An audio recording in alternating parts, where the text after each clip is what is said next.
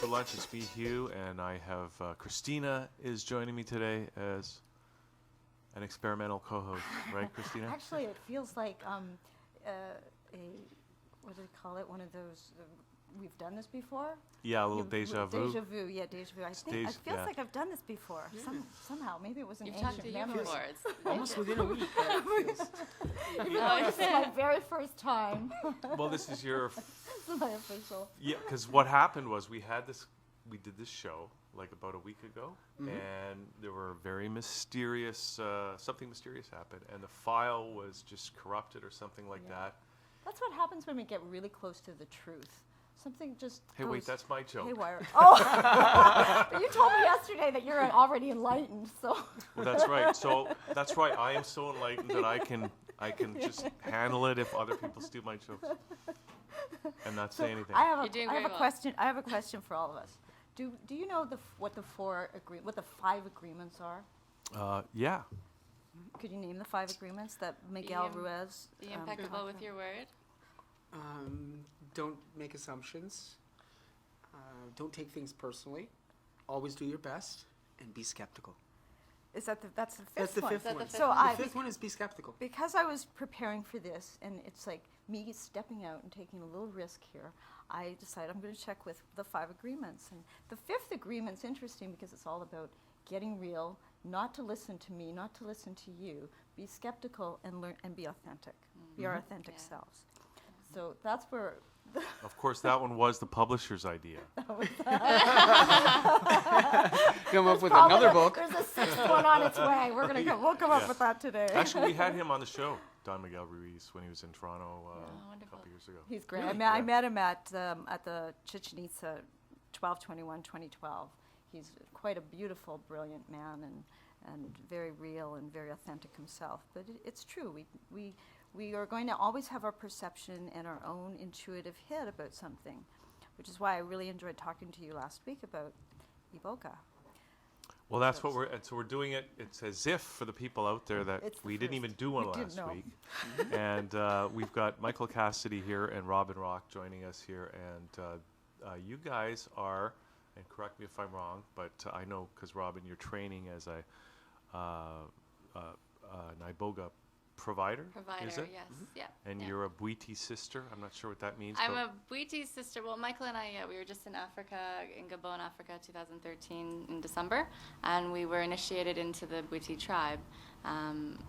how much sawdust did you have to eat? Holy jeez, a lot. I was just asking for more. I was like, give me more, give me more. I wanted 'Cause it to tastes just so fly. good, right? It's Yeah, oh, amazing. yeah. You know, they were very, very kind to the women. They actually gave us this delicious syrup to eat it with. Yeah. And the men, they didn't. Yeah. Honey, makes the Yeah, they gave you medicine. honey. Yeah. Yeah, you had nice honey mixed with yours, and we had Wasn't it? It was anyway. none. Ours was even ground more into a powder for the men, and it was even more challenging. Now, how much did you have to eat? I mean, I've had so for people, let's just give people a little bit of an introduction here. Because we're Background on- talking about Iboga, and a lot of people might not know what it is, but my interest in it was when I first heard about it, which was probably 5-6 years ago, was that it had potential, or tremendous potential, to deal with people who had hardcore addiction to drugs, like heroin and crystal meth and these other things, Cocaine which and are alcohol notoriously difficult to treat at traditional rehab centers, and it's a big social problem, so I was interested in it. Nothing personal. I had no personal problems. No. It's okay if you did. No addictions at Yeah. all. No judgment either way. Third agreement. So, but I was interested in finding out more about it, and then Patrick, or Mugenda, came to Toronto, and somehow we hooked up. He came on the show, and I did undergo a ceremony with Patrick, and it was fascinating. But I'm just curious because I had to eat some of that wood, as we call it, and it really didn't taste that good.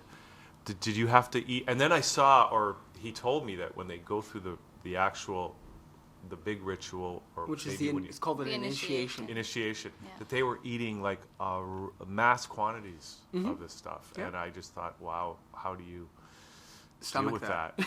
Yeah. Well, you don't.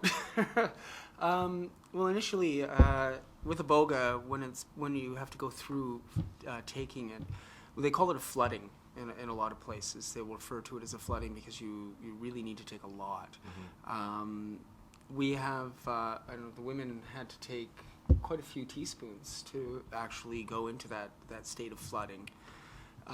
It's really hard to hold down at times. It's really not tasty at all. I liken it to sawdust laced with battery acid. It's very, very bitter. Yeah. Now I've Great had analogy. I've had experience with other medicines and especially Chinese medicine as well, which is also very hard to stomach, but nothing is hard to take as this.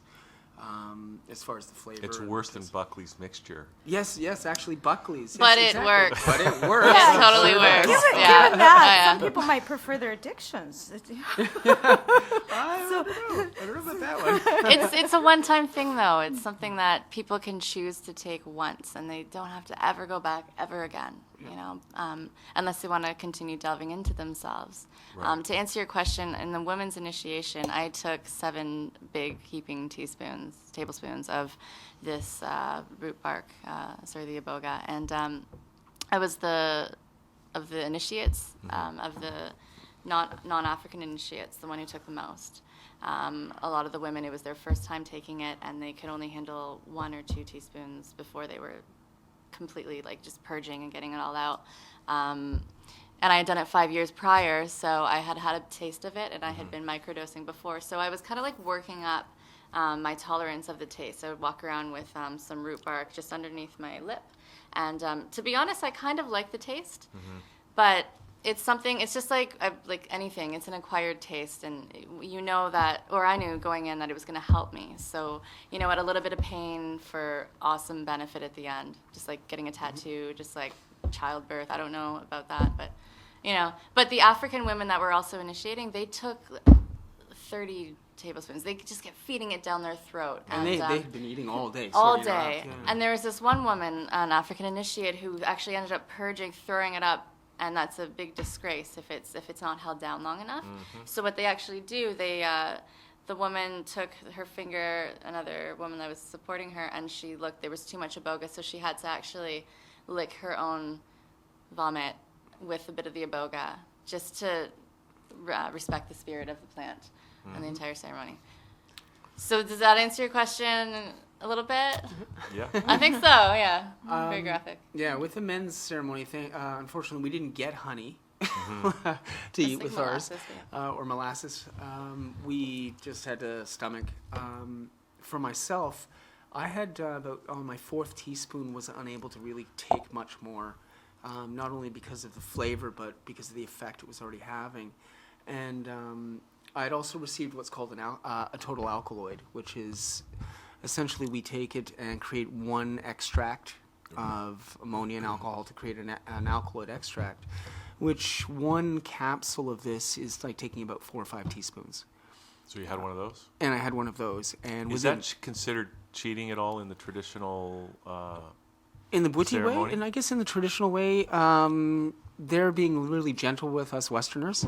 Right. They initiated usually at a young age, and they begin having ceremonies at birth and pre-birth. Actually, some women, they receive Iboga during their pregnancies to help integrate the child into their system, I guess. I really don't know why, but they end up getting it as well, and it's a healing tool.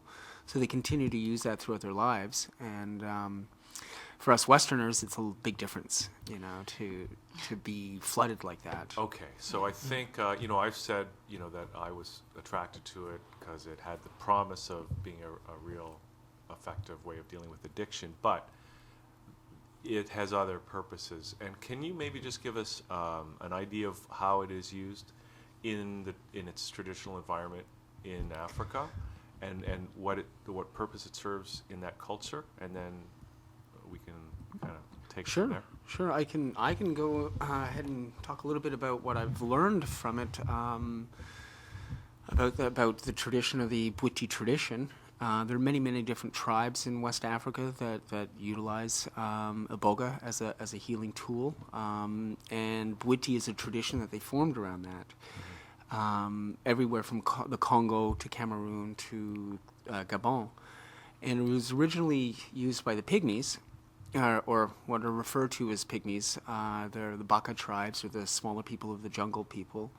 And they use it to actually communicate with the ancestors, is what they refer to it as the healing tool. It helps to heal physical ailments, but it's also used to soul search, I guess, to connect to your soul and to connect to the souls of others while you're traveling or you're going to a visionary experience. And so they connect with people who have passed on, or in many cases, either ancestors or other people that have passed on, to get answers for themselves.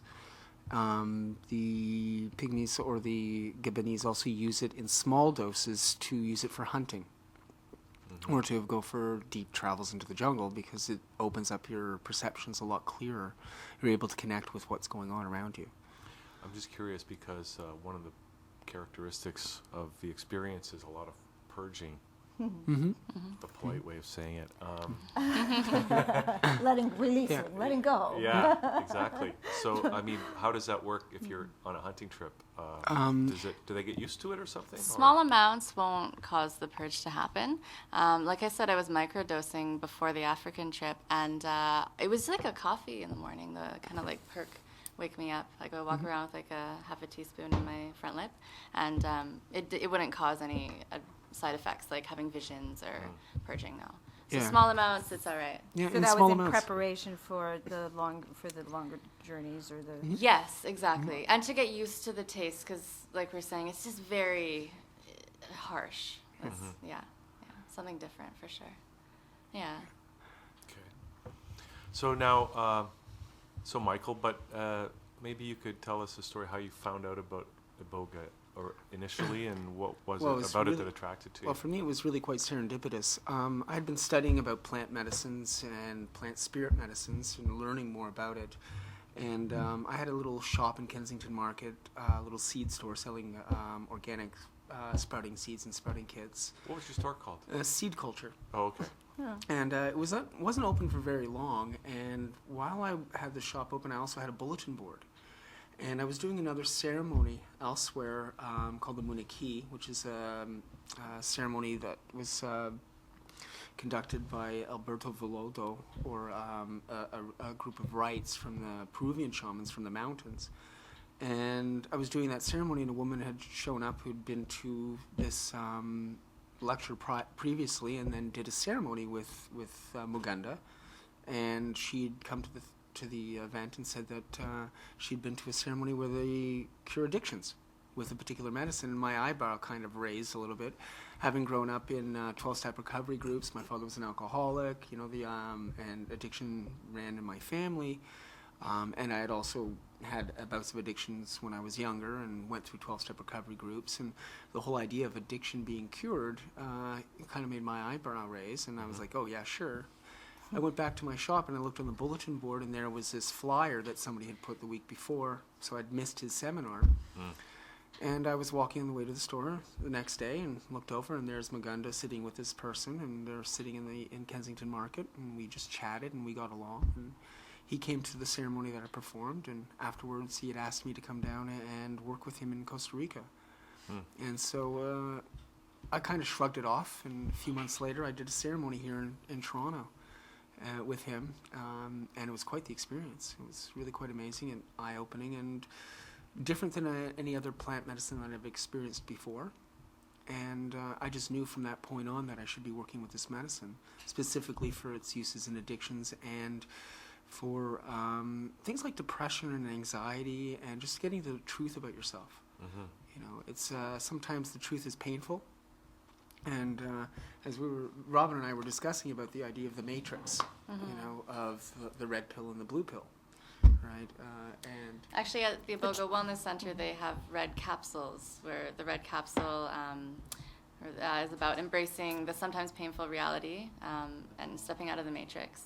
And the blue pill is about keeping the blissful ignorance of the illusion of life. But anyway, at the Iboga Wellness Center, they do have red capsules, and it's they give you that everyone's option. choice. Yeah, it's Yeah, your you can choice. choose to see the truth for yourself. And live a new life, and live the reality and the truth that you have, that naked truth, or living in the illusion. Right, the truth will set us free. First, it might piss us off. Yeah. Right, that's it, Exactly. that's it. But the thing is, we can see the truth, but we always have that choice to go back. Iboga's not gonna, there it's in your mouth right now. There's a little piece of the root The right root here. bark. This root bark, it gives the person the opportunity, one who decides to help themselves out, the opportunity to see the truth of how they've been lying to themselves, like how they can make their lives better. But my personal experience going out there, seeing that I've been, doing a lot of drugs, lying to myself, having all these terrible relationships. For a while I was clean and I was good, but I chose to go back because I was in that same environment. And that's something I really want to get across to people, because you can choose to help yourself once, Iboga will help you. You can choose to continually hurt yourself, and at the end of the day, it's going to be on you. The onus is on you to continually make choices every day to live a good life. And that goes for Africans, that goes for Canadians, that goes for any person on this entire planet. Because until you decide to help yourself, nothing's going to work. Yep. And that's the main thing about the naked truth about Iboga, is that it'll help you when you want to help yourself. Mm-hmm. Yeah. And it's freeing, and it gives you the opportunity to be free of the traumas or the thoughts or the patterns that have actually created the disease or the disharmony that you have in your life. If you're in addictions, or if you have, or you're on things like SSRIs, or other pharmaceuticals, and you're living your life in a particular way, and it's not where you want it to be. Iboga is one of those safe ways to actually step into knowing yourself and that naked truth about yourself. Mm-hmm. So you can then make a choice to either continue in the path that you are on, which is in your despair or in not moving forward in your life, or you can make that choice to move forward and follow the truth that you actually see. And it's really up to you. You have that free choice to do that.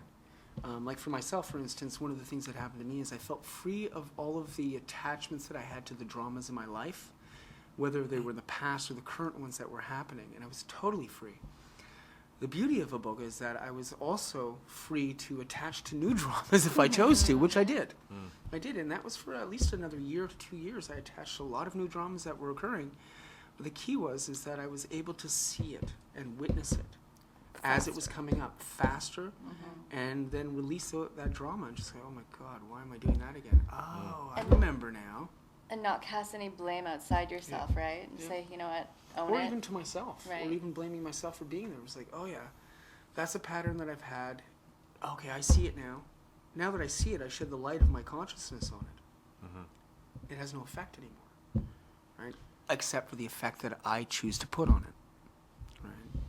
So, you mentioned when you did Iboga for the first time that it was unlike any other plant medicine that you had done. Mm-hmm. Had you done ayahuasca Yep. before that? Or Mhm. peyote, Yeah, or any of the others. Actually, I had been Plant introduced to medicines. peyote before that, and actually no, I wasn't introduced to ayahuasca until after. The first time I was introduced to peyote, I had a wonderful experience with it. It actually helped heal me on a physical level. I was really, really quite sick, and it's full of antioxidants. It's an antibacterial, and there's so many wonderful healing qualities of it. And I wasn't actually in ceremony. I had someone staying at my house who was called the Peyote Roadman from down south, and he was just staying over, and I was coughing up a lung. I thought I had the R2D2 virus, or whatever they call the N1, H1 or whatever. I had no idea. And he came out of the room, he goes, "You look really sick." He goes, "You look like you could use some medicine." I'm like, "Yeah, what do you have?" He goes, "Peyote." He gives me this big smile, and I went, I don't know about What's that? Really? You Right, like, no, actually I- went like that? Yeah, I actually went, I don't know. Like, I've never done that. And he just smiles at me, and he looks at me and goes, "It's a medicine. It's full of antioxidants. It'll heal you." Right? And I went, "I'll think about it." And a few hours later, he walks by me in the living room, and I'm still coughing up, and I looked at him, and I went, "I think I'll take you up on that." He smiles. He says, "Okay." And he gave me did a little tiny ceremony for me, and told me to put my intention to heal into it, and I ate it. And about an hour later, I went to bed and woke up the next day. I had wonderful dreams and wonderful kind of auditory thoughts, and and things that came to me. And woke up the next day probably about 90% better. And it was about 2 weeks after that that I had actually, Mugunda had come back to Canada, and I did a ceremony with him. So, had you done ayahuasca? Actually, no, prior I to actually that? did ayahuasca a month after I did Oh. Iboga. I know a number of medicine people, and they'd invited me to come to one of their ceremonies, and I figured, why not? I'll go and check this out. Yeah, because people say, that Iboga is the African ayahuasca and vice versa. Yeah, Or in a lot of ways. the there's- grandfather medicine, and Yeah. ayahuasca is the mother, the grandmother medicine. Actually, it's funny. So They refer ayahuasca to being the vine of the soul, removing everything that's not of the soul, and it's the gentler. I don't know. it is a lot gentler in It's gentler comparison. than peyote. It is like a grandmother. Ayahuasca is referred to as the grandmother. Peyote is actually referred to as the grandfather. And it's funny, they refer to Iboga as the godfather. The godfather. And I think of it's like, at first I thought of, Marlon Brando sitting there, right, the godfather of all the plants. But really thinking of the godfather, like that person who will, give you that kick in the butt, but hold you gently and say, I love you. Yeah. Right? Here's the truth. I'm going to give you that basic truth. Not like Now it's up to you. It's up to you. But I'm still going to love you no matter what. Absolutely. Yeah. So one of the things that fascinated me about when I first heard about Iboga, before I had any experience with it, was that people would say, describing their experience, that they would encounter African elders in their Vision? experience or Vision. their Yeah. vision. And I thought that's kind of interesting because, it's classified as in the West here as a hallucinogen, right? So why would, you think if somebody comes from that culture, that African culture, maybe it would be something that you'd be natural to encounter African elders. But I encountered African elders in my experience, and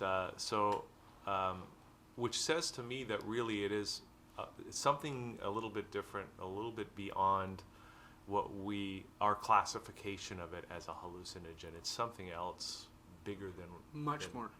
how we categorize it. Much more. Robin wants to answer. There is another term for the state that we're put in with the Iboga. It's dreaming awake. Forgive me, I do forget what it's called right now.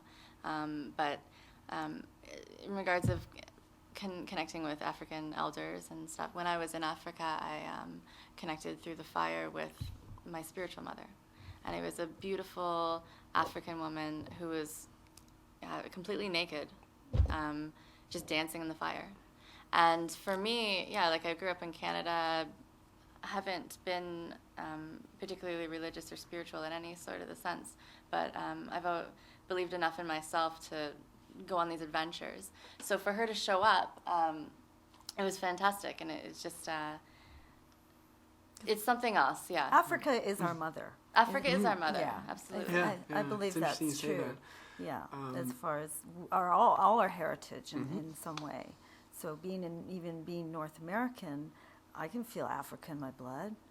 I've experienced enough. When the drums play, I'm like, I can do the. Oh yeah, the drumming and the dancing. Yeah, That was one of the most amazing parts of the ceremony too. Was the music, the dancing, the drumming. The dancing was intense. Children, 5 years old, 2 boys, amazing. Danny and Glenn. These 2 little. I just love these kids. They're my little Buti nephews now. And they've been powerful. And they're in ceremony. They're eating medicine.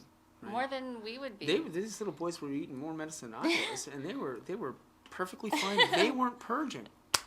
And that's It was the thing. amazing to Even see, some of yeah. the other Buti men are a few would purge and that, but majority of the they call them nangas or shamans. They're eating tons of medicine too, and they're not purging or anything like that. But it gets you going, and you can get quite high from it. Right? You can't walk in certain times, and certain points you can't feel your hands, or you move around, you're in vertigo. And it was really quite funny in one of the ceremonies, we're in Africa, the shaman waves me over, and he's like, "Okay, come here," and he has this pouch of tobacco. And I'm looking at him, and he goes, Can you roll a cigarette for me? Some tobacco for me?" I went, "Yeah." He goes, "I can't see, I'm so high." And it was laughing about that, and everybody was laughing about the whole thing. And the point is you don't get stoned in the traditional sense of getting high. you get that real feeling. And he was so caught in the spirit world, right? He was like in between. He was like, I can't even see. Can you roll this tobacco for me? And that was really funny for me to have him. He goes, I thought it was like something serious. He called me over and he goes, I just can't see it. And we were all laughing. And as far as using Iboga for journeying and stepping into other things, people use it for many, many different reasons. But one of the key reasons here in the West, as you said, is for addictions. Mm-hmm. And we're finding it's even more so, works really well with post-traumatic stress, depression, and anxiety. Mm-hmm. For me, when I went into my first vision, I actually traveled to Africa. In my visions, I saw a village, and I knew that it was the shaman's village. And I was like, wow, this is your village. And I actually saw myself there. He said, okay, go look for yourself. And I looked, and I'm like, how do I, and he says, just look. And this guy comes out around the bend, and he stands there in the middle of my vision. He's looking at me, and it's me, but with a much grayer beard, like it is now, right? Back then, it wasn't so gray. Longer hair, and there I am dancing, and he's basically motioned me to come over to him, and the shaman said, just go to him. And I went there, and I stood in the village, and I walked around, and I was dancing with myself in the village, which reminded me of an 80s song from the Billy Idol. I just started howling, and everybody else in the room started laughing because I yelled that out. And then he'd actually asked me to go to his clinic in Costa Rica, which he has a clinic in Costa Rica called the Iboga House, which is specifically for addictions and mental illnesses, or diseases, as we call them. Or challenges. And so I went there. He said, just go there. And I'm like, how? And once again, I just showed up there. And I'm looking at the door of the house. I'm looking at everything there, even the carvings, the intricate carvings on the door. There was a cow salt lick and watering hole just off to the left, and, cactuses. Mm-hmm. I flew down there 3 months later, and I got out of the car, and my mouth hit the ground. And I looked, I'm like, this is everything I saw in my vision. This is exactly it. And he just kind of laughed at me and goes, what, you don't think you were here? Oh, you Westerners, you'll figure it out soon enough. I got lots to show you. Right? And it was just so amazing. Now, I'm curious because, as you know, I had a center in British Columbia, Inner Sanctuary, and we did journeys of ayahuasca, and probably the first one, the second journey maybe that was actually on the Sunshine Coast. And the Iboga people approached me to use the house as an Iboga house, and at the time, I think maybe 2005, that it wasn't quite legal, and it wasn't approved yet in by Canadian healthcare and whatnot. So, can you touch on that now, where we are at in the legalities of Iboga in Canada and North America, and how it's being approached in relation to maybe the pharmaceutical industry? Okay. Well, from what I know, which isn't a lot regarding the legal side of it, however, I do know that Iboga is legal in Canada. It's no scheduling of it here in Canada. There are a number of clinics that have opened throughout Canada, a couple of them, that use specifically Ibogaine, which is a single alkaloid extract, which actually helps to release people of addictions. That's really, really key. And that we don't actually use Ibogaine ourselves. With our tradition, we use the wood itself and then these alkaloids because it keeps it a lot more pure, more natural. Not that Ibogaine isn't helpful, but we just prefer not to use it. It's also the setting that people are treated in. Ibogaine in a clinical setting, in like a doctor's office, kind of, where they're kind of secluded on their own after giving the medicine. And with the Bwiti tradition, you're supported by an entire tribe, or initiates of the tribe, working with the full root. So it's always more powerful in its native land. Absolutely. Well, absolutely. because when I did it with Mugenda, he stressed how important it was to do it in its traditional context. Yeah. Mm-hmm. And I'm just not just a home recreational kind of evening. Or no. Right. Yeah. No, that would not be fun. But even the clinical in this clinical that you're describing, where it's in a doctor's, like a hospital type setting, like And you're saying it is effective, but I'm just curious because Mugenda did stress how important it was to do it in the traditional context. It is very, very important. Like all sacred medicines, it is a very sacred medicine. Like peyote, like ayahuasca, San Pedro, and other forms of medicine, Yopov. All of these medicines are very sacred, and they should be respected in their traditional way. Like a sweat lodge, even. A sweat lodge is a sacred traditional healing. If it's not honored properly, and if you aren't guided properly in how to operate a sweat, people can be hurt. People can die. Right? On a clinical way, as far as the Ibogaine, we know scientifically what it does, and basically wipes away receptor sites, totally wipes them free, and resets the mind or the brain back to zero, and recalibrates it as if it's never used the substance that you were addicted to. Specifically, if you were an opiate addict, it would wipe away the opiate receptor sites. So that would be whether you did it in a traditional ceremony or in a clinical environment, right? Either way. Yeah. So- The difference would be what environment you're in after your receptors have been wiped.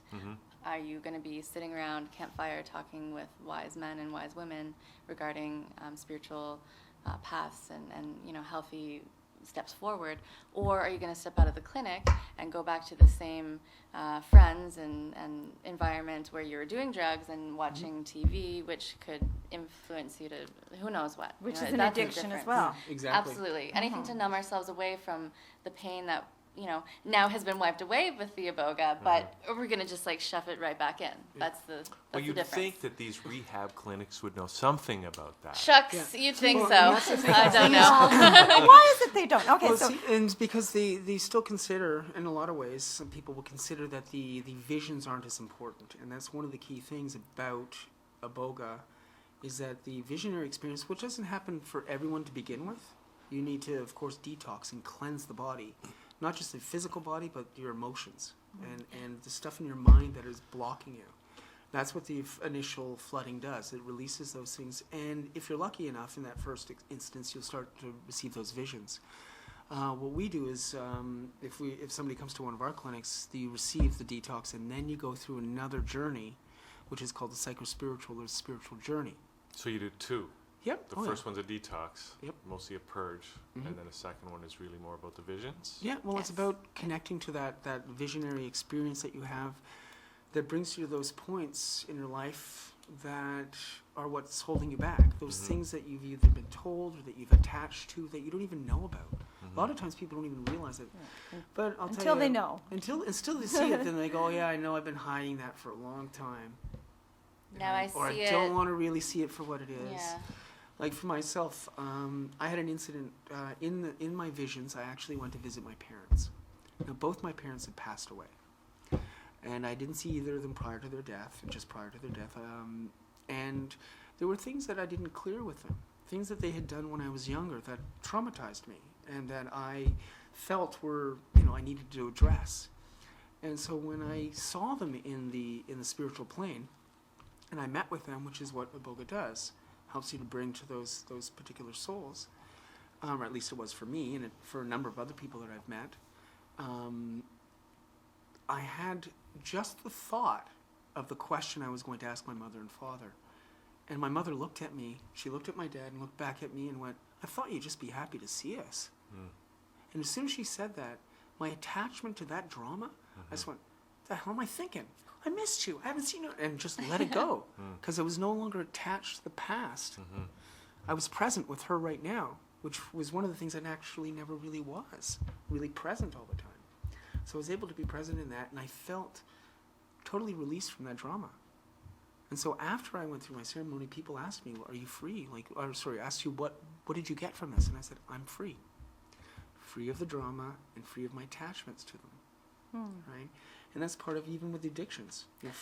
You're attached to something, and you need to free yourself from that. And a lot of people don't have that ability. I know for a fact in a lot of clinics, the rates are very low. Even in 12-step recovery now, rates are very low for long-term abstinence. Yeah. Right? And it's one of the things about the 12-step recovery program is that the first step is admitting that you're powerless over whatever it is that you're powerless over. And then the 12th one is having had a spiritual awakening as a result of all of those steps. right? You have that spiritual awakening, and then you try to, carry that message to others, right? And then you try to practice those principles in all of your life and all of the affairs that you have. A lot of people don't have the ability to make it to that point because they're still caught up either in their addictions, in and out all the time, or they're caught up in their mental issues that actually brought them to their addictions in the first place. Core This belief clears it. systems. Yeah, so to me, it's basically step 1 to step 12, right to Right. that final one, having that Fast track. awakening, and then you step back here and go, wow, how can I actually have done that to myself and to the people in One other lives. interesting thing about the difference between a clinical setting with Ibogaine and a traditional Bwiti ceremony, say in Africa, is in the temple, everyone's equal. And if there was something that needed to be tended to, like the fire, or like, I mean, everyone's equal, like there's no roles. Like there's not a fire tender and there's not a person who's going to be cleaning up the vomit and all that stuff. So the main thing Muganda told us before was women watch the women, men watch the men. You learn from the respected people that you're witnessing. And like Michael just said, being present to himself, to be present in a ceremony while you're taking in the wood and journeying on your own, I learned so much about how it's everyone's personal choice and decision in any moment to do things that they see needed to be done. So when a fire needed to be tended to, somebody, even though they were kind of like wonky and couldn't really walk, they would kind of like lean forward and tend to it. Or, a candle would go out, someone would get up and light it. And that's the thing, I think that's the difference between doing it in a safe setting in the temple or in Costa Rica in one of the retreat centers versus being in a clinical room by yourself, having all these visions, not knowing what to do, and then not having not any kind of guided through those visions. no guidance. That's it, exactly. And So that's one of Yeah. the key things. Needs These people are integration. experienced enough. yeah, The shamans and the providers, and that's why we're training, is to be able to be experienced enough to be able to guide you through and see what you're seeing in your visions, to actually Yeah. connect to those points in the visions, to be able to say, okay, go here. Okay, that sounds great. Okay, why don't we go over here now? As opposed to just being all over the place and not being actually held back and brought back to this reality, right? Into the natural world, or this real world that we call reality. So, just kind of going from that idea of how it worked in the temple, where with this equality of everybody, I'm just curious, because you guys have actually been to Africa and been in those communities. Were you able to, or are you able to draw any conclusions about the differences, if there are any, between a society that uses Iboga as part of its everyday existence versus us here in the West, where we don't have that medicine? Yeah. Number one, no stress, no drama. Imagine that. One thing that came up, like, What we we still did. have the stresses of our lives, but we don't let it really affect us as much. The Bwiti, and I refer to us because I'm Bwiti now, right? And I'm part of that village. and everybody That's- can be. Anybody can be. Once you go to the village, you go through the ceremony, you are now Bwiti. You can go back to that village at any time. One of the key things, I remember there was the shaman that we dealt with, Muganda Michaela, was actually the spiritual leader of this entire village. And so people would be coming who've left for years ago or whatever, and they'd be living in the main cities in Libreville. And there was one group of people that showed up just arbitrarily, no phone call. They just showed up, right, and showed up to the village, and they had a dispute. And so he brought them into the temple, and they're sitting on either side of the temple, and we're not actually part of it. And I walked down past the temple to go into the jungle, and I'm hearing screaming from one side to the other. Guys are yelling at each other and screaming. And then Muganda made a comment, and then everybody started laughing. And they were doing this for a good couple of hours. By the end of it, they cleared whatever it is that they had come to deal with. And if they couldn't clear it, he basically makes a comment and say, "This is the way it is." And they listen to him because they know he's the spiritual leader of that tribe or of that village. And so the fact that they're so joyous and free with nothing, and that's one of the key things I realized being there, being part Indigenous here, being Métis, watching the colonization of our lands and the colonization of Gabon. There's so much poverty there. Yet Physical poverty. Physical poverty. but not poverty of joy. Hmm. I've never seen people more happy Yeah. and joyous and free, really. I'm just wondering because does that Iboga culture extend to the country as a whole? Like, is it a nation that is under Iboga? Well, Is not it other? not everybody is not Witty. everyone. Not everybody's Witty. There are Christians. There are Muslims. Actually, the driver that we had that was driving us around, he was Muslim Amazing guy. and Yeah. really fun. And he knows all about Witty, but Yeah. he wasn't Witty. He was from Cameroon. The thing is it's actually considered the national treasure of Gabon. Now, it is a protected plant. It's a beautiful, beautiful plant. And Eighth it's, wonder of the world. yeah, yeah, And exactly. and Iboga and Witty, it's an opportunity for somebody to find their own truth, whatever religious beliefs that they have, right? So one can continue practicing their religious beliefs and decide to go and just embark on a adventure, something outside of their realm of experience, right? So Witty accepts everyone. It's not a religion. It's not a culture. It's just a way to help yourself in any sort of way, right? So Introspective soul searching. Right. Where you actually have a one-on-one conversation or connection to your soul. That's whether you believe in a soul or not. It's a connect. Whether it could be you can consider it a soul or whatever you want to call it, but or that higher consciousness or that higher self of yours that you have that one-on-one conversation with. And really, everybody wants that connection to their, because that's their truth, that's their true nature, and everything else we kind of make it up as we go along. It's as you said, the illusion. So in this illusion that we're experiencing, let's say in the North American culture, how do you see the way we're using medicine to suppress as opposed to awaken? well, Just to I'd like to go back kind of to and blend both of those questions that you asked about Western, say the Canadian society and African society, and then with pharmaceuticals, is that professionally I work at a hair salon, and I think it's fantastic. I love it. I get to work with people, and I have people from the suburban area I live in come to me all the time. Most people are suffering from depression or even psoriasis of the skin and scalp. And it's based on either stress or not being able to deal with life's problems in a healthy way, so they're going to pharmaceuticals.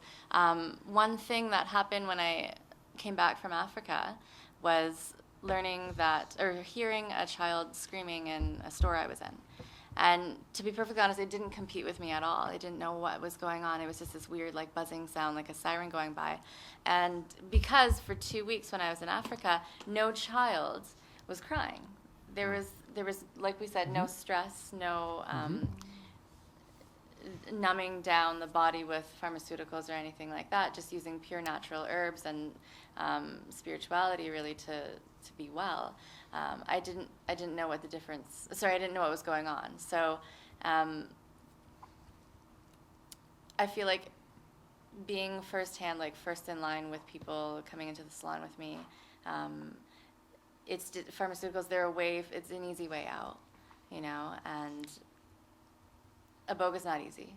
Yeah. Iboga's not easy, but it's not something that you need to be continually dosing yourself with if you choose not to, But when it's part of a culture, like over here, I think a lot of the culture that I see people kind of putting themselves in is like TV and sports or whatever, and there's nothing wrong with that, but it's not something that really keeps us together as a spiritual whole, it joins people. It joins people, but it kind of makes us compete. But it actually creates competition. Exactly. Right. Like the Super Bowl we just had, Right. and the Olympics that are, I think it's today, is the opening ceremony. But really that's creating separation because it creates the competition as opposed to the awakening.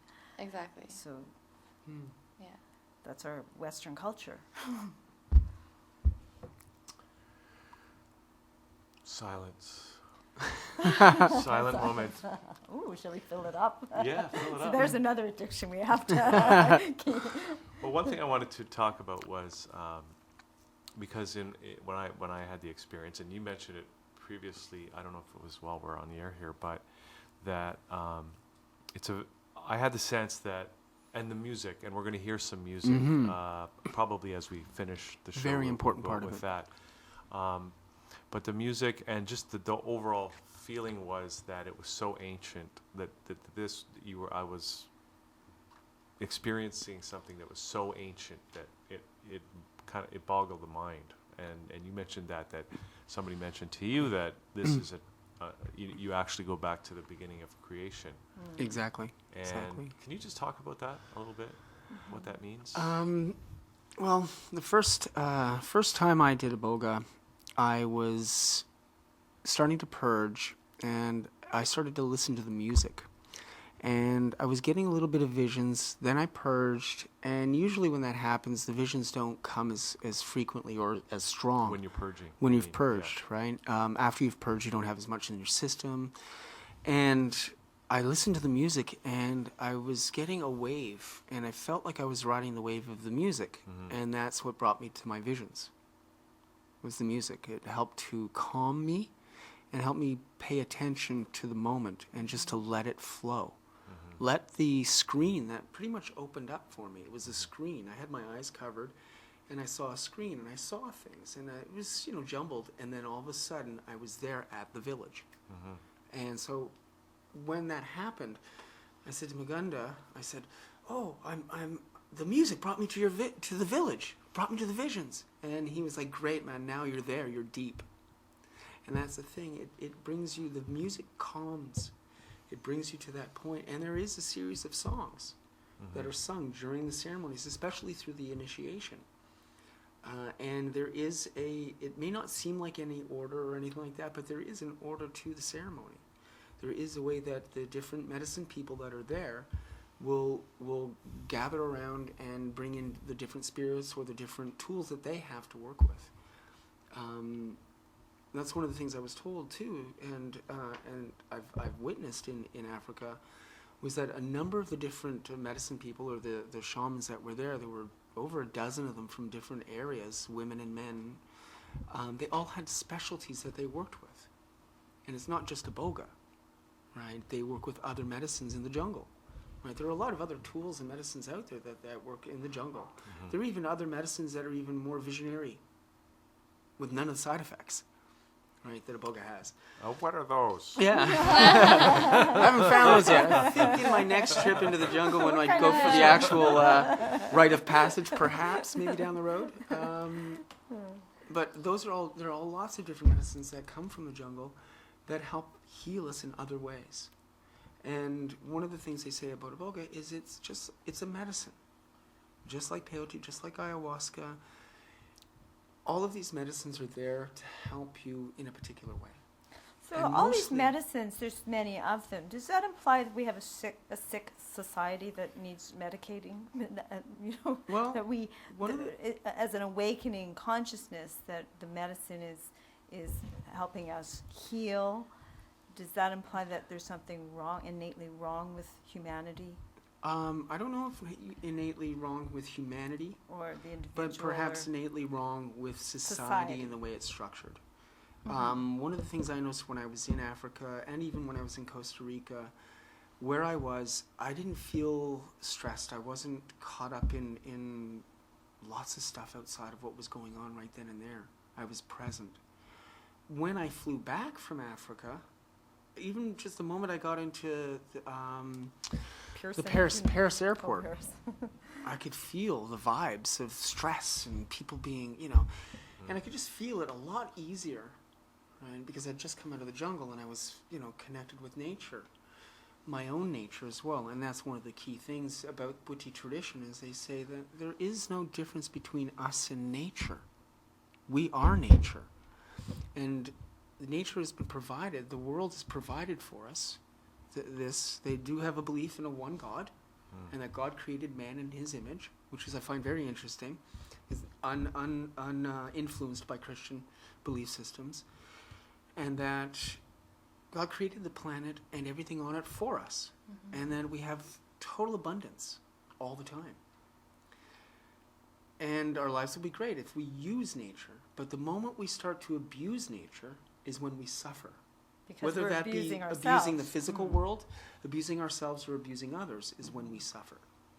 And whether we suffer because of our own thoughts about those things that we've done, or the reactions that we have from people, or the world around us, because the physical world will affect us. You know, if we get a toxic jolt of let's say mercury poisoning or anything like that, we obviously are going to be physically affected by that. There are natural medicines that can help to detox that from the body, Including Iboga. especially in that purging. Iboga, yeah, right? and that's one of the key things with Iboga. It will cleanse the body, and I find it very interesting that it will only take about 48 hours to detox someone from heroin. Mhm. However, methadone over 2 weeks, Suboxone over a month to actually fully detox somebody from that. And those are pharmaceutical. And those are pharmaceutical replacements for heroin. Right. The lesson there, of course, is make sure you get the real stuff. Yeah. It's easier to detox from. Well, it's easier first to detox it First, from before that. you go to the doctor for the pharmaceuticals, Yeah. there's a level of ignorance people they don't know. Yeah, well, it's, you know, it's being provided for you on a daily basis. And you trust people like the doctors, and And all respect to doctors in the medical field, but there's a lot of things that put people in bondage. And the thing is, What kind of bondage? in leather bondage. Oh no, sorry, I mean medical. Sorry, oh The geez, bondage of what show addiction. is this? Medical bondage, and it keeps us on that path for, could be our entire lifetime, right? And we'll talk after. And the thing is, we can always choose to hurt ourselves. But the beautiful thing about the planet and God's gift to us is that there's a cure. There's something natural. And the thing about what I've heard is that the countries where Iboga and Ibogaine is illegal are the countries where pharmaceutical companies are developing their own applications of the extract of Ibogaine and taking the spirit of the plant completely away, especially the cultural practices. So that's something to be aware of. And, there's only 5 countries, I believe, in the world where Iboga is actually illegal. The United States, France, I believe Switzerland, and 2 other countries. And most of those countries actually do have pharmaceutical companies with patents pending on an application. Yeah. Now, I have no further information on that. I researched that years ago on a website called the Ibogaine Dossier, which had a plethora of information on it. I don't even know if the site's still up. However, those applications, they even have on that website, I remember looking at a coroner's report on somebody who had died in a clinic from having used Ibogaine. And that's another thing. If someone has a heart condition or a respiratory condition, we need to look at that before they receive something like Iboga or Ibogaine, because we need to heal that first. We need to deal with those issues first. Well, this is one of the things I would like to make sure we touch on before we go, because we've talked about how Iboga can work with addictions and how it can work with mental issues like depression and that sort of thing. But it can also, because we talk about stress, right? The stress of Western living. But a lot of diseases, including cancer, cancer is the final physical outcome of essentially a stress, really, Yep. or Yeah, anxiety. well, or stress- Repressed whatever. anger is Well, if you what look at it cancer is. Yeah. like a fungal issue, right? And that's essentially, cancer is a fungal issue, essentially. There are different ways to deal with that. On a spiritual level, and that's one of the reasons with Iboga and the Bwiti and spiritual traditions like that, to release yourself of the spiritual issues is what they deal with first. Right? You take the medicine, it'll help with the physical body, but they want to work with the spiritual side of what's going on. Right? So that's what their belief system is based in. And then once you clear that, everything else falls into place. Right? There are physical conditions that can be cured, things like candida, herpes, which literally is being hailed as a cure for. But For herpes. herpes. Wow. Yeah. People who have issues with being able to conceive. But what about stuff like cancer or even leukemia, stuff like that? Any experience with that? I personally Not haven't. Not personally, no. The homeopathic view is that our biography creates our biology. So our history, our past thinking, everything that we believe about ourselves, the spiritual, the etheric body around us, the energy body, that's where disease initially forms. And then eventually, when we're not facing it, when we're not dealing with our issues, that's when it eventually comes into the last form of cancer, or whatever it could be, leukemia, any AIDS, whatever it is. And it's because we're not facing something within ourselves. And that goes back to, go mind over matter right here. Our thoughts create our reality, and it's just such a solid thing every day. And that's what Iboga has really taught me in my life, is that every moment of this very real life's so exciting, it's very real. It's my choice to think healthy thoughts. Like on the elliptical today, I was on it for half an hour, and I make a decision. Instead of watching the little TV in front of me, I'm thinking health, wealth, abundance, beauty, love, joy, and I'm just thinking that because my thoughts do create my reality. And that's where we get to, if we really need to use Iboga or other plant medicines or even pharmaceuticals to heal something, that's great. That can give us a bit more time to change our thoughts, because life is just how we think every day. And that's a quote that Mugenda shared with me when I first met him 5 years ago, and it really stuck with me. Life is just how we think every day. And I've heard that through various other mediums, and it's been right? scientifically proven. It's been too. scientifically proven, and there we go. That's the great part about it. Right. Yes. What I found very interesting about the teachings we received when we were in the temple in Africa were so incredibly similar to Zen Buddhist teachings that I've had and Tao teachings that I've received in the past, about the only thing that really exists right now is the present moment. Just to be. The past is history. Life is a gift. Future's a mystery. We have right now, which is a gift. Yeah. I'm And so so be grateful to present. be here with So you be guys. present. Present. It's just a matter of being present in the moment. Yeah. For sure, things come up that will bring and jog back a memory. And that's one of the key things about post-traumatic stress and depression, is that people get caught into a thought pattern or a process, and especially with post-traumatic stress. An incident may have occurred, and you get brought back to that incident, and you run with that, and you're constantly thinking, and then you can't even function. People are unable to get out of bed for days, right? And so they try other means, either medication to help suppress those, and they're still caught in that. I know people who've been on medications or seeking counseling for years for an issue that they've dealt with or that they're dealing with, and they're still in the same position, in the same thought pattern, in the same processes. One of the things that Iboga does is it breaks that wide open. Or it just totally smashes it apart, and it makes you go, oh yeah, that happened way back, I don't even know when, and I'm here. How does that affect me now? How does anything that happened to me before affect my moment?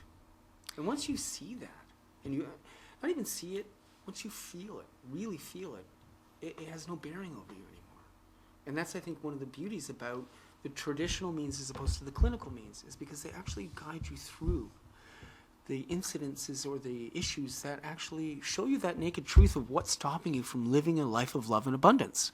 It shows you that naked truth, you look at it, and then you have that choice to either deal with it or hide from it and run and live in the same way you did before. And another, Sorry, go ahead. I was going to say, another thing we're really excited about to incorporate it into our program in the Costa Rica and African retreats is we have a team member who's been in addictions therapy and counseling for over 20 years. And he's helped create a program that he's going to teach all the providers to help people with coping techniques and strategies when they're back in their environments. And that's the best thing, because personally, in my experience, I've gone back and delved into drugs and into self-doubt and hatred and just hurting myself so much with my thoughts that it excites me so much to be able to offer people ways that they can help themselves continually after Iboga. Yeah. Like An we said, aftercare program that we Exactly. have someone who's working with us to create individualized aftercare programs. that's it. Whether it's for anxiety, depression, or addictions. And specifically people who have, even with cocaine addiction, it's massive for people when they get triggered. What do you do if you have a trigger? What if you do if something's happening to you? What do you do if someone places drugs in front of you? How do you react to your life on a daily basis after you've actually woken up?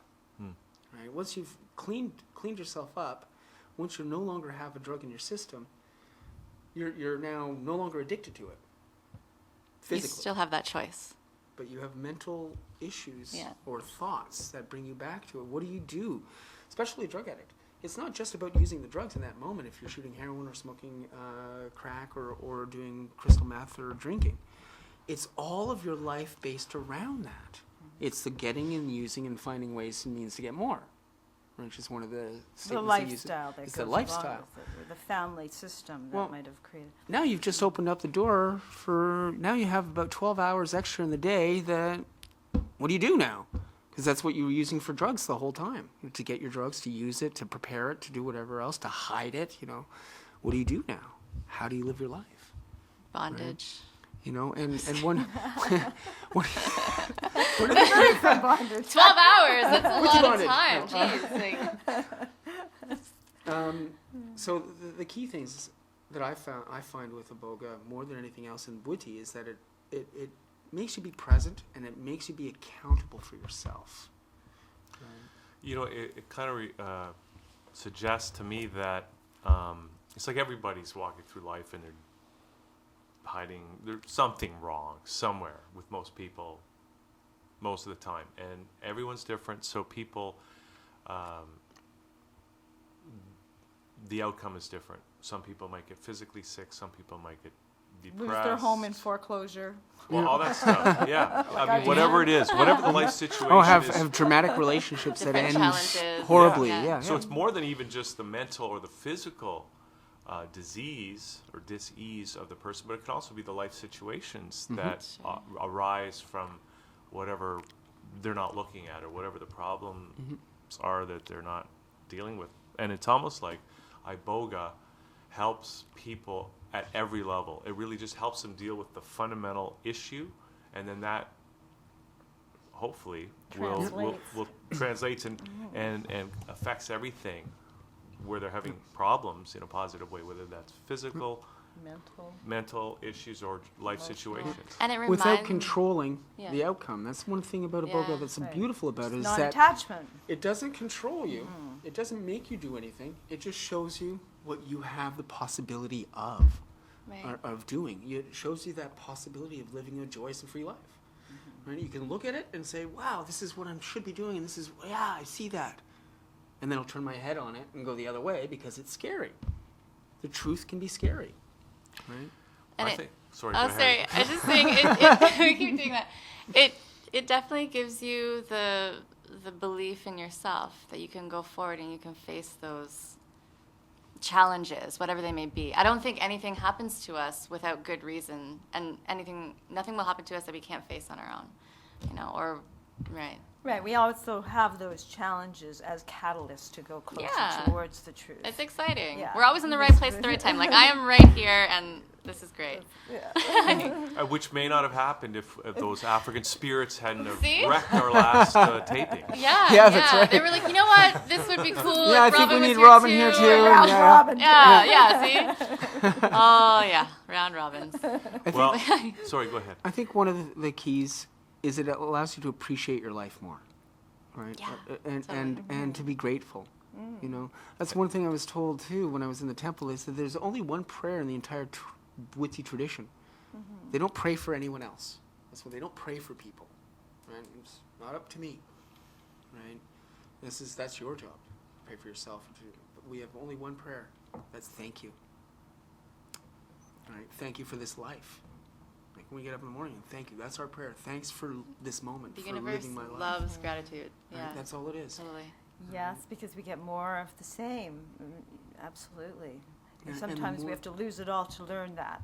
And the moment you take care of you is the moment that you can then take care of the rest of the world around you, because the world will just follow suit.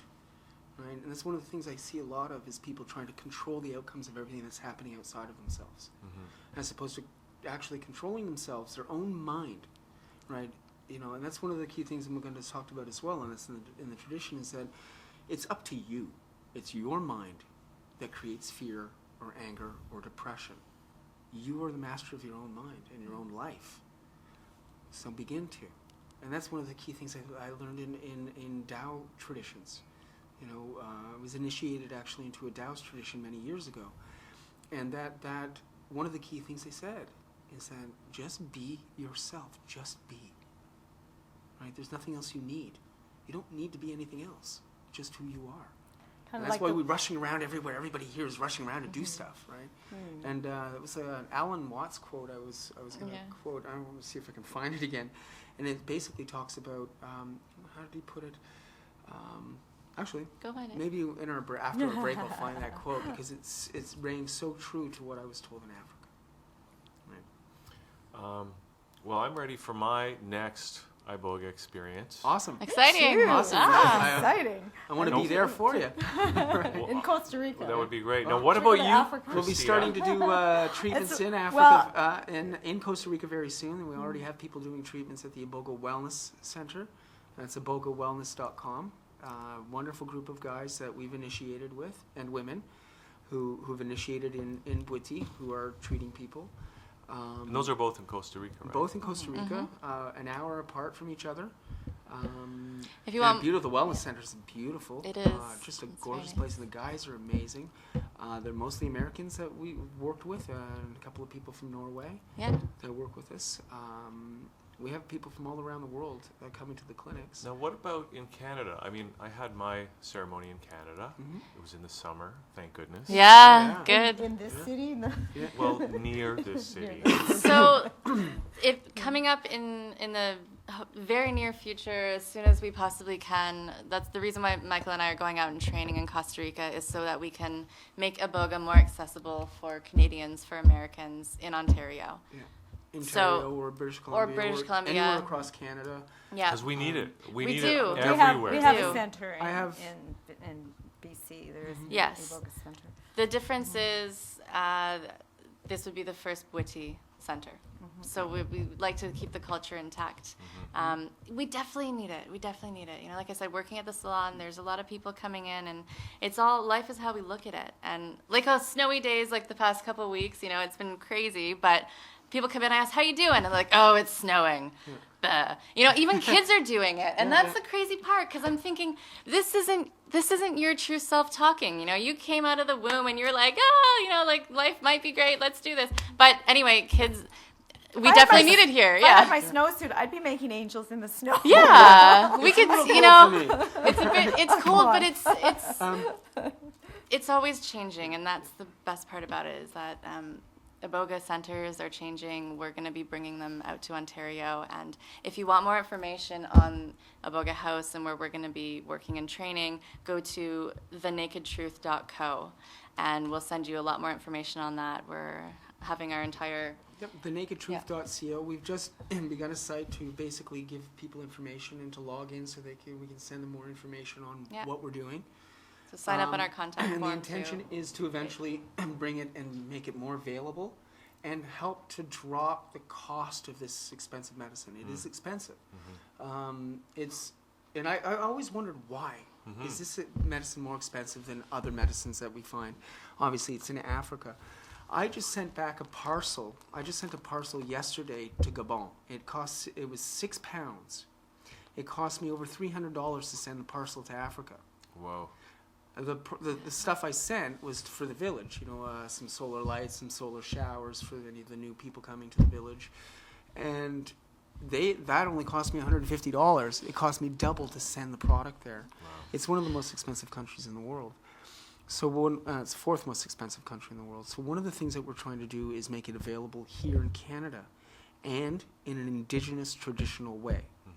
Because being Indigenous myself, I want to actually offer that to people within our communities here, whether Métis or Anishinaabe communities or any communities here in Canada that need it for addictions and specifically for post-traumatic stress. And I've brought that up a number of times, post-traumatic stress and depression and anxiety, because those also are very, very core issues within people who have addictions, right? And they refer to it as, I think, used to refer to it as dual diagnosis.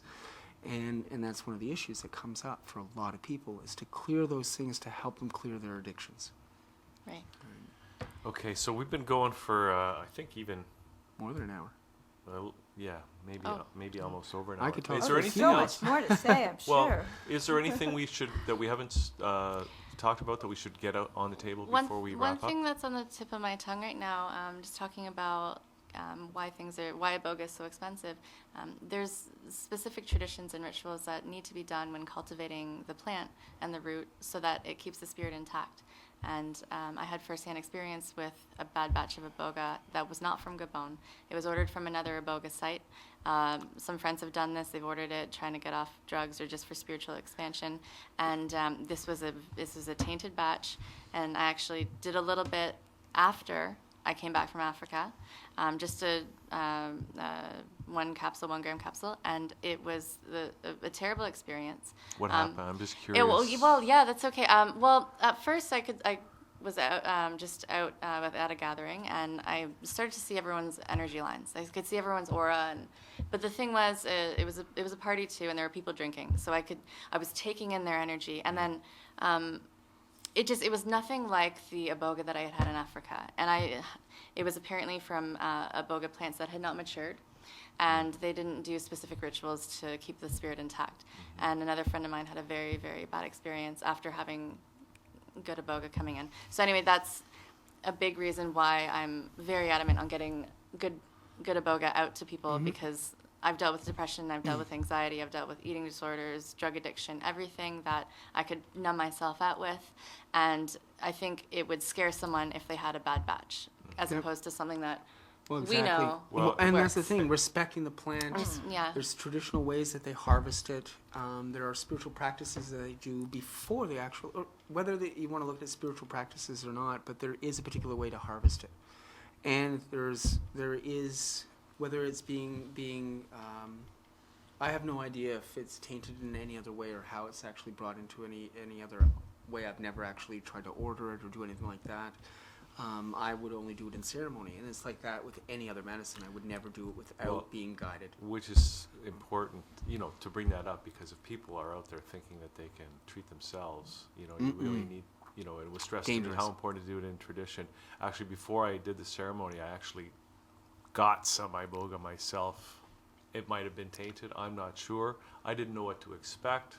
I took it, and I didn't even know that there was going to be purging potentially. My stomach started to get a little upset, and to calm it down, guess what I did? Metamucil? I ate a banana. Oh my God!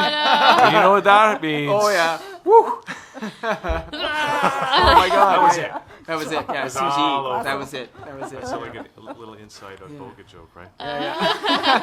You'll find out soon. Who knows? Okay, guys. So anyway, thank you for coming in today and Thank you. having No, we this really appreciate you conversation. having us. And so you mentioned 2 websites, and I'm just wondering if there might be any more, but thenakedtruth.co and ibogawellness.com. Is there anything, any other contact info that we should give out before Not we as it wrap stands up? right now. Just go to thenakedtruth.co, and you can fill out our sign-up form, and you can be in direct contact with Michael and I through there. Yeah. And we're going to be sending lots of free information and videos and just valuable. Showing people the information. pictures of the village, also the dancing, the actual ceremonies themselves. Yeah. So So they can get naked with us. Good idea. Wow. Get naked online. I mean, And come to Africa and go get the beyond naked bondage. truth. Bondage. Yeah, who knows? Seriously, It's gonna come to get Costa crazy. Rica, you will get the naked truth. Yeah. And you'll be able to take a look at the clinic that we have, the Iboga Wellness Center. It's just beautiful there. I lived in Costa Rica for 3 months the last time I was down there, and it's just paradise. It's the only country without an army. Yes. Yeah. Yeah, The no longer no Prime military Minister state. won the Nobel Peace Prize, Yeah, actually. for abolishing the military. Okay, guys, so we're going to wrap up now. Now we're going to go out with some music. This is the traditional, maybe you can set it up. Yeah, this for one's us. actually traditional Bwiti music. It's actually Mugenda. It's the shaman that we went and did our ceremonies with.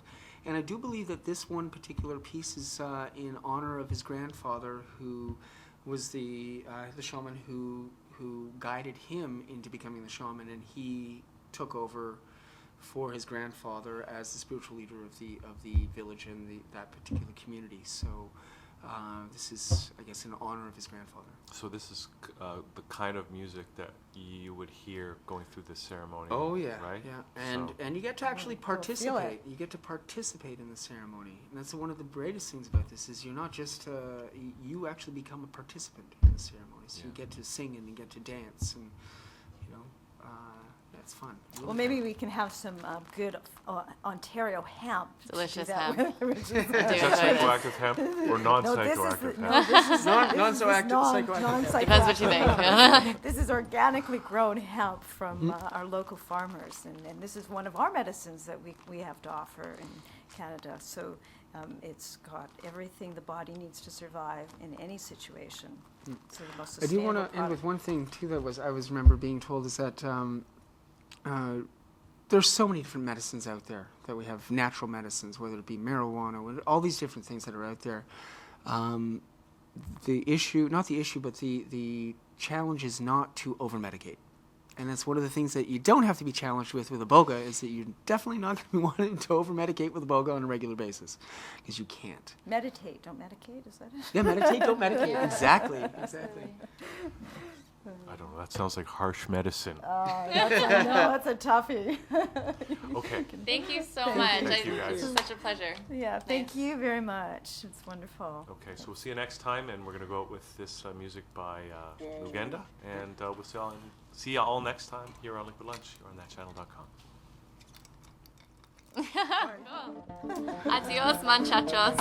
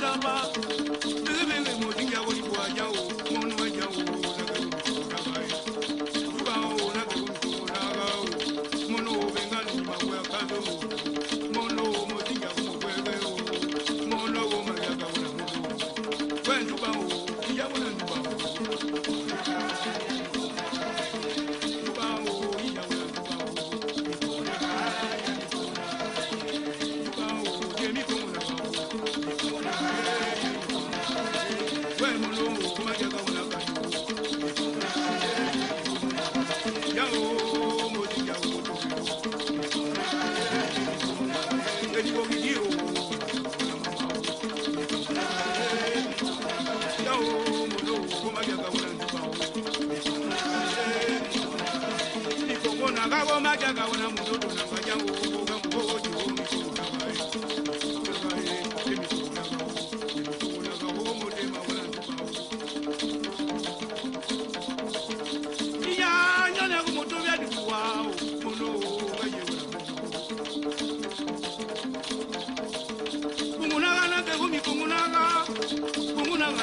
Bikumunaba, Munu Yamudima, wait, I will when